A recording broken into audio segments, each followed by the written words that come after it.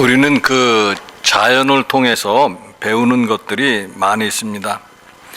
또 특별히 그 동물들의 모성애나 부성애가 얼마나 지극한가 하는 것도 배웁니다. 초등학교 교과서에도 실린 내용인데 가시고기의 경우가 있습니다. 그 화면에 보시는 그 고기입니다. 이 암컷은 알을 낳고 죽고 수컷은 먹이를 먹지 않으면서 알을 지키다가 결국 지쳐서 죽는다고 합니다. 그러면 이제 새끼들이 알에서 깨어나면서 수컷, 즉 아버지의 살을 뜯어 먹으면서 영양분을 얻고 자란다라는 것입니다. 눈물 나는 이야기입니다. 또 지진이나 쓰나미가 발생했을 때 동물들의 놀라운 능력을 우리가 듣고 있습니다. 지진이나 쓰나미로 많은 사람들이 목숨을 잃었는데 동물들은 미리 알고 높은 곳으로 대피했다라는 것입니다. 인간에게는 오감이라는 것이 있는데 그래서 어떤 학자들은 동물에게는 인간이 없는 육감, 즉 식스 센스가 있는 것이 아닌가 이렇게 생각합니다. 오늘 이제 28절 말씀 보시면은요, 무화과 나무의 비유를 배우라. 그 가지가 연하여지고 잎사귀를 내면 여름이 가까운 줄 아나니. 유대인들은 무화과 나무를 보고 때를 분별했다라는 말씀입니다. 무화과 나무의 가지가 연해지고 잎이 돋으면 여름이 가까이 온 줄로 알았다는 말씀입니다. 봄이 아니라 여름이 가까이 온 줄로 알았다라는 것은요, 무화과 나무가 다른 나무에 비해서 늦게 잎사귀를 내었기 때문입니다.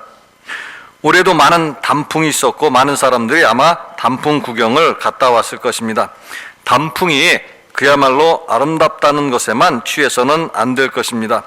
단풍이 들었다가 곧 금방 잎이 떨어집니다. 잎이 떨어진다는 것은 곧 겨울이 온다는 것을 우리에게 알려주는 것입니다. 나무는 잎이 떨어짐으로 스스로 겨울을 준비한다고 그렇게 말을 하고 있습니다. 수분이 증발하는 것을 막기 위해서 잎이 떨어진다는 것입니다. 나무는 이렇게 겨울을 준비하고 있고 물론 동물들도 겨울을 준비한다는 이야기를 우리가 잘 듣고 있습니다. 그런데 만물의 영장이라고 하는 인간은 어떤가? 인간이 나무나 동물보다 겨울을 더 잘 준비하고 있는가 하는 것입니다. 오늘 이제 29절 말씀 보시면은요, 이와 같이 너희가 이런 일이 일어나는 것을 보거든 인자가 가까이 곧 문 앞에 이른 줄 알라. 여기서 이런 일이라는 것은요, 앞에서 말씀하신 종말과 재림의 징조들을 말을 하는 것입니다. 지난 주일에 우리 그리스도인들에게 종말론이 중요하다라고 말씀을 드렸습니다. 역사의 종말을 잘 알고 우리가 준비해야 합니다. 마찬가지로 개인의 종말에 대해서도, 즉 인생의 겨울에 대해서도 우리가 준비해야만 합니다. 요즘 TV 뉴스에서 자주 듣는 이야기가 날씨가 추워지면서 겨울을 준비하는 사람들의 소식을 듣습니다. 김장을 준비하는 사람들의 소식도 듣고 난방기구를 준비하는 사람들의 소식도 듣습니다. 이렇게 겨울을 준비하고 있는데 우리는 인생의 겨울은 어떻게 준비하고 있는가 하는 것입니다. 특별히 이제 성경 우리가 준비한다는 것의 중요성에 관해서 말씀을 하고 있는데요. 성경이 말씀하는 것 가운데 아주 중요한 좋은 예 가운데 하나가 노아의 이야기입니다. 노아는 홍수에 대비해서 방주를 만들고 있었고 반면에 당대 사람들은 홍수에 대비하지 않았습니다. 그냥 먹고 마시며 즐기며 살았습니다. 그런데 그 결과가 어떻게 되었는가 하는 것입니다. 성경을 잘 모르는 분들도 아마 충분히 짐작할 수 있는 그런 내용입니다.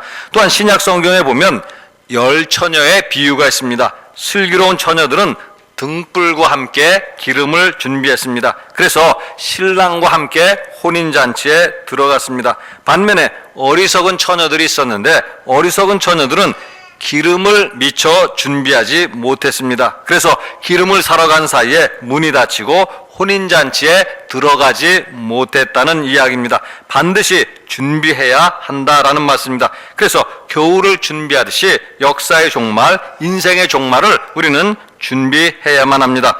다시 한번 말씀드린 것처럼 겨울을 맞이해서 사람들은 김장을 준비하고 또 난방기구를 준비하고 또 겨울옷을 준비합니다. 그러면 인생의 겨울은 우리가 어떻게 준비할 것인가 하는 것입니다. 흔히 세상에서 많이 사용하는 단어 가운데 하나가 노후 준비라 하는 말이 있습니다. 노후 준비라는 말을 가지고 여러분들이 인터넷에 검색해 보면 어떤 글이 올라오는가 하면은요, 대체로 노후에 자금을 어떻게 우리가 준비하고 관리할 것인가 그런 이야기들입니다.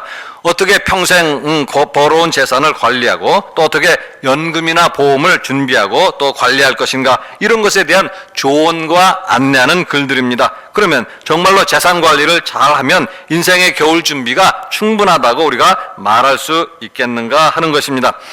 누가복음서 12장 20절에 보시면은요, 하나님은 이르시되 어리석은 자여 오늘 밤에 내 영혼을 도로 찾으리니 그러면 내 준비한 것이 누구의 것이 되겠느냐 하셨으니, 한 부자가 곳간을 크게 지었습니다. 그리고 그 곳간에 곡식과 물건을 쌓아 두었습니다. 여러 해 동안 쓸 정도로 충분하게 물건과 곡식을 쌓아 두었습니다. 그리고 생각하기를 이제는 마음 놓고 먹고 마시고 즐기자 그렇게 했습니다. 그런데 하나님께서 그 사람에게 무엇이라고 말씀하셨는가 하는 이야기입니다.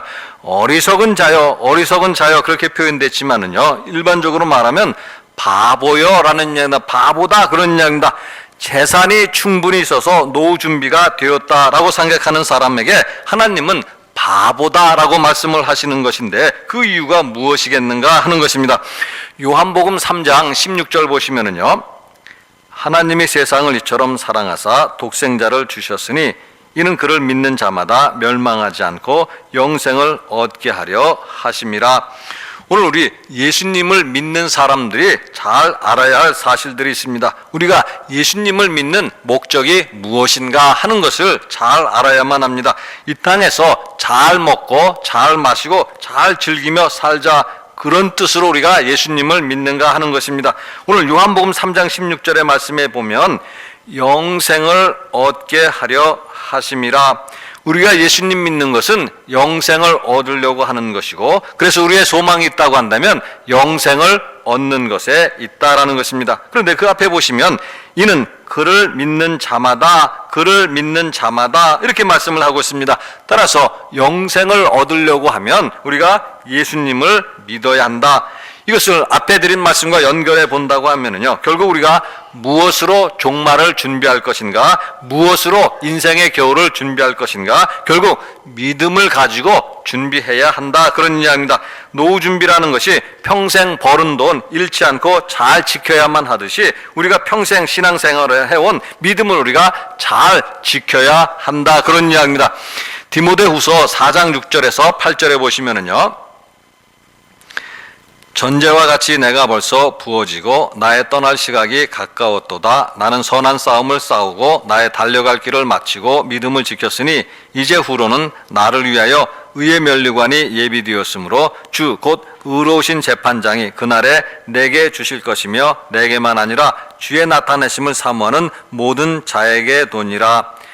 전제와 같이 내가 벌써 부어지고, 전제라는 것은요, 재물 위에다가 수를 붓는 제사를 말하는 것인데요, 그 의미는 뭔가 하면 결국 내가 세상을 떠날 때가 되었다라는 뜻입니다. 내가 달려갈 길을 다 마쳤다라는 이야기입니다. 마라톤 경주로 말하면 이제 완주하고 곧 골이 날 지점에 도착했다, 그런 이야기입니다. 그런데 이제 그에게 면류관이 준비되어 있다라는 말씀입니다. 근데 오늘 이제 그 가운데서도 다시 한번 중요한 말씀은요, 7절의 말씀인데요, 나는 선한 싸움을 싸우고 나의 달려갈 길을 마치고 믿음을 지켰으니, 사도 바울이 무엇을 말씀하는가 하면 믿음을 지켰다 그렇게 말씀을 하고, 자신이 믿음을 지켰고 다른 사람들에게도 믿음을 지키라고 그렇게 권면을 하는 것입니다. 그러면 왜 믿음을 지켰는가 하면 이어지는 말씀으로 우리가 본다고 하면은요, 하나님이 주신 면류관을 얻으려고 하면 믿음을 지켜야만 한다. 하나님이 약속하신 영생을 우리가 얻으려고 한다면 믿음을 지켜야 한다, 그런 뜻입니다. 누가복음서 18장 8절에 보시면은요, 내가 너희에게 이르노니 속히 그 원한을 풀어주시리라. 그러나 인자가 올 때 세상에서 믿음을 보겠느냐 하시니라. 예수님이 오실 때, 인자가 오실 때 세상에서 무엇을 보겠는가? 재물을 많이 쌓아놓은 사람을 보겠는가? 높은 권력의 자리에 올라간 사람을 보겠는가? 믿음을 지킨 사람을 보시겠다라는 이야기입니다. 다시 한번 디모데후서 4장 7절에 보시면은요, 나는 선한 싸움을 싸우고 나의 달려갈 길을 마치고 믿음을 지켰으니 라는 말씀 앞에 보시면은요, 선한 싸움을 싸우고 나의 달려갈 길을 마치고 이런 말씀이 있습니다.